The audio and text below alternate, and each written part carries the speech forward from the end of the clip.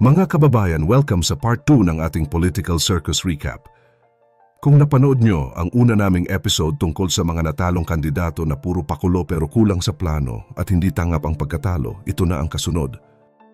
Pero bago po ang lahat, baka pwedeng pa like and subscribe ang video na ito. Dahil napakalaking bagay na ito sa aming content creators. Maraming salamat po. Nagbalik sa eksena si Philip Ipe Salvador, ang action star na dati palaging bida sa pelikula. Minsan na niyang isinugod ang kasamaan on-screen, pero nitong halalan, ibang laban ang hinarap at ibang klase rin ang resulta. Tumakbo siya para sa Senado, pero sa halip na standing ovation, tumanggap siya ng resibong may numerong malayo sa Magic 12.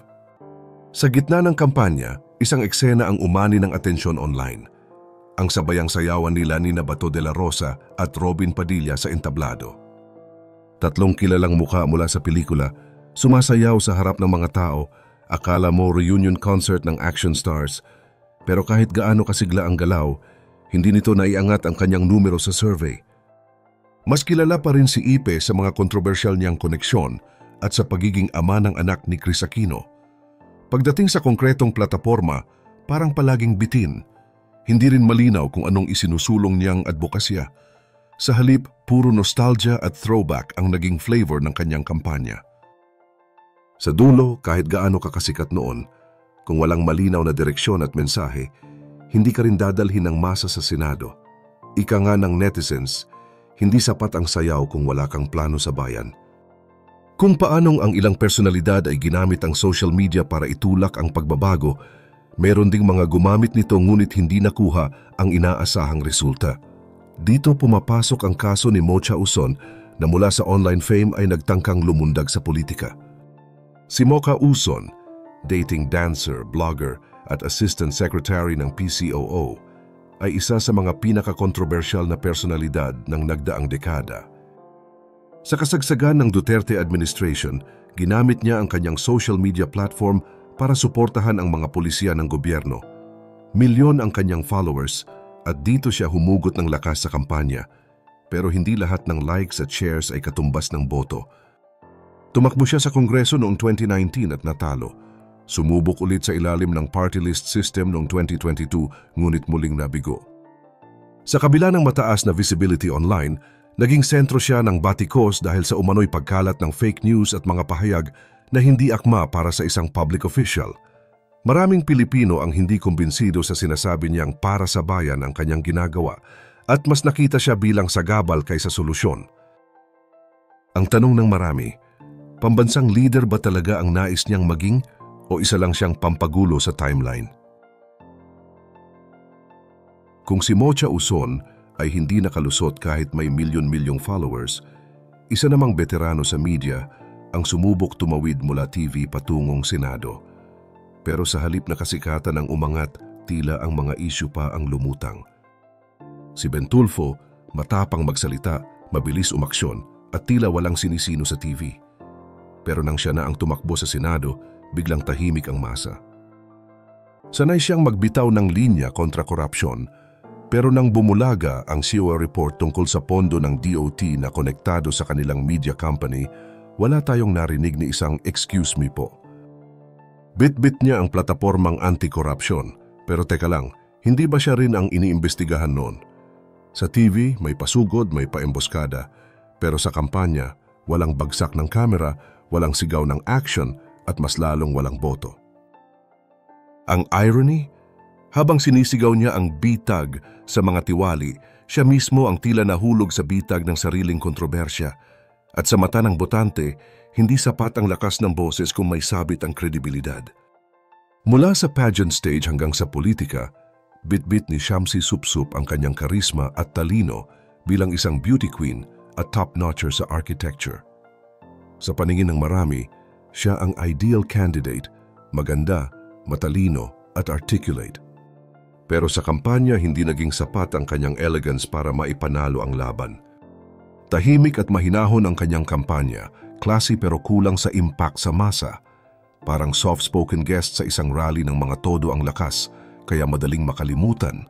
Kulang siya sa koneksyon sa grassroots at hindi rin malinaw ang kanyang plataporma.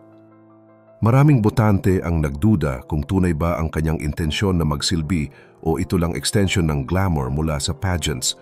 Sa halalan, hindi nasusukat ang boto sa ganda o talino lang, kundi sa kung paano kakasama at nararamdaman ng masa. Sa huli, si Shamsi ay kandidatang may pedigree pero walang pulso sa masa. Hindi siya tinanggihan dahil kulang sa galing, kundi dahil kulang sa koneksyon sa mga tao. Sa politika, hindi lahat ng reyna sa entablado ay handang harapin ang gulo ng tunay na laban. Si Anjo Illana, kilala sa kanyang husay sa pagpapatawa at hosting, ay nagdesisyong pasukin ang mundo ng politika. Bagamat may karanasan bilang konsehal at vice-alkalde sa Parañaque at konsehal sa Quezon City, tila hindi naging sapat ang kanyang showbiz charm sa mga botante. Si Anjo Illana ay kilala bilang batikan sa comedy at hosting.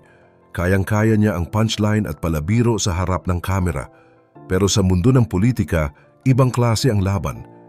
Ilang beses na siyang tumakbo sa iba't ibang lungsod mula Quezon City, Parañaque hanggang Camarines Sur.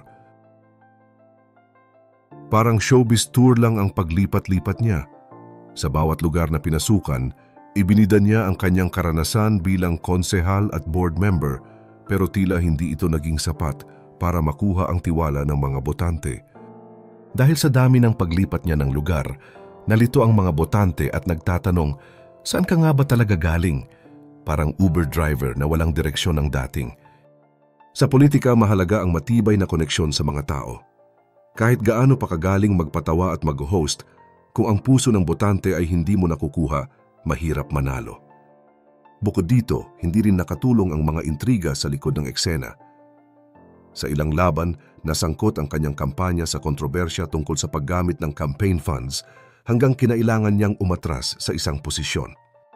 Hindi rin nakalimutan ng publiko ang mga isyong ito, kaya hindi tuluyang nawala ang usapan sa paligid niya. Minsan, may mga netizens na nagbiro na mas bagay na lang siya sa showbiz bossing, baka mas bagay ka na lang sa Eat Bulaga. Sa huli, ang paggamit ni Anjo ng stage na puno ng old school na jokes at punchlines ay tila hindi na umaakit sa modernong botante. Sa panahon ngayon, mas hinahanap ng masa ang leader na may konkretong plano, matibay na pangako at tunay na connection sa komunidad. Ang comedy style na dati hit sa television ay hindi na sapat sa politika. Kailangang may bago siyang script at strategy kung nais niyang makabalik at manalo. Itong huling kandidato, hindi na kailangan ng mahabang intro. Siya ang all-time favorite boxer ng Pilipinas, ang pambansang kamao na tinalo hindi lang mga kalaban sa ring kundi pati kahirapan sa totoong buhay. Inspirasyon, huwaran at bayani ng masa kaya't noong tumakbo siyang presidente, maraming natuwa sa umpisa. Bit-bit niya ang imahe ng isang taong makadiyos, makamahirap at makabayan. Ipinakita niya na hindi kailangan ng elitistang background para mangarap maging pinuno ng bansa. Pero habang tumatagal ang kampanya, lumalabas na ang mas seryosong tanong. Sapat ba ang pagiging mabait kung ang laban ay tungkol sa masalimuot na issue ng pamahalaan? Ang naging tono ng kanyang kampanya ay parang sermon sa simbahan puno ng kabutihang asal, dasal at moralidad. Pero habang ang ibang kandidato ay nagsasalita ng plano, pulisiya at ekonomiya, siya ay tila naiwan sa pag-asa at panalangin. Sa mata ng ilan, kulang sa lalim, kulang sa direksyon. At dito nagsimulang mabawasan ang tiwala. Nadagdagan pa ng mga lumalabas na tanong tungkol sa loyalty niya sa mga nakaraang kaalyado. Mula sa pagiging kaalyado ng administrasyon, biglang bumitaw, bumaligtad at nagkampanya mag-isa. Sa mata ng publiko, ang dating matatag ay naging balimbing. At sa panahon ngayon, mas mapanuri na ang botante hindi na basta-basta nadadala sa mabubulaklak na salita at paawa narrative. Dagdag pa diyan may mga speech blunders at sablay sa mga pahayag na naging viral na lalo lang nagpatingkad sa agam-agam kung handa ba talaga siyang humawak ng kapangyarihan sa pinakamataas na posisyon. Sa huli, kahit gaano kakabait, kahit ilang beses ka pang magbigay ng libreng bahay o lumuhod sa dasal, kung hindi buo ang plano at malinaw ang posisyon sa mga critical na issue, hindi rin magtatagal ang simpatiya. Sa politika, hindi sapat ang lakas ng kamao, kailangang matibay din ang utak, direksyon at paninindigan. Sa dulo ng lahat ng ito, isang bagay ang malinaw. Hindi na sapat ang kasikatan, hugot lines at nostalgia, para makuha ang tiwala ng taong bayan.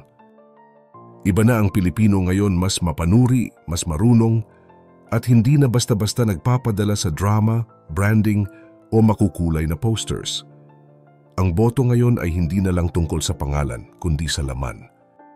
Kaya habang papalapit na naman ang susunod na halalan, tayo mismo ang dapat maging mas matatag.